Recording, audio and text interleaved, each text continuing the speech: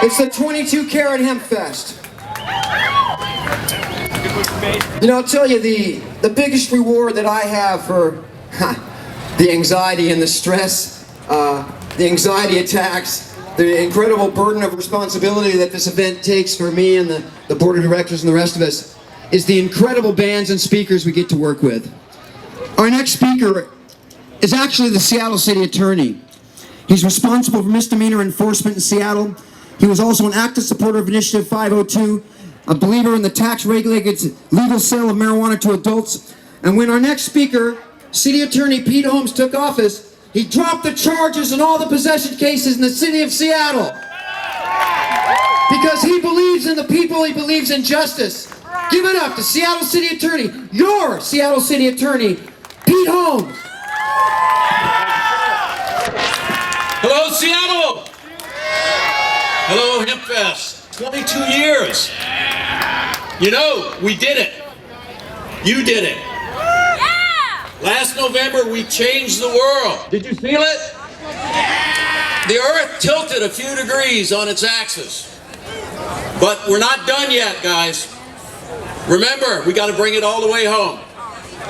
You've got to have a legal place to buy it. You need to have a legal place to consume it. And we're working on that. We're working on it, and we're watching the federal government. Because 502 is now the law of Washington, but it's not the law of the land yet. We're on our way. Let's show them the way. Hey, we've had a lot of good news lately. How about Sanjay Gupta? He was going to be our Surgeon General. He said, and he apologized for participating in 70 years of lies to the American public about marijuana. Eric Holder, the top law enforcement officer of this country, is now revisiting this insane war on drugs. And we've got to keep up the pressure, and we can show that we have a better way. A better way. Yeah. And you know what? There's one other thing that happened today. You'll hear about it on the news tonight and all weekend. A lot of you have orange fingers. And that's a good thing. Okay? The Seattle Police Department has a sense of humor. But remember, Vivian told you, when I took office, January 1, 2010, 502 wasn't even in draft form. And I dismissed all the pending charges, and we never charged another one. And I want you to know, and this is where you got to think about this, that year, that first year in office, the same police department that just gave you Doritos arrested 2 to 3 times as many of you for possession, just to stick it in the city attorney's face. And when we changed the law, then they hand out Doritos. So, remember, respect the vote. We've got to bring 502 forward. Respect the vote. Show the way to the rest of the country.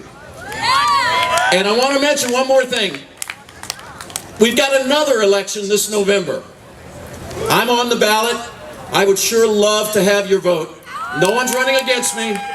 But let's show them that when a prosecutor steps out and does the right thing, you return him back to office. And you do it with big numbers. Please, show a little love. And then, you can see I'm backing a new guy for mayor. The same time that we enacted 502 and legalized marijuana, this state also said we're going to have equality of marriage. And Ed Murray was the architect of that. We need a mayor that knows how to get that work done to help us finish the work on 502. And so I ask you to vote for Ed Murray and November and respect the vote. Thank you. Thank you, Pete Holmes, the greatest city attorney in the greatest city at the greatest Hempfest in the world. What can you say?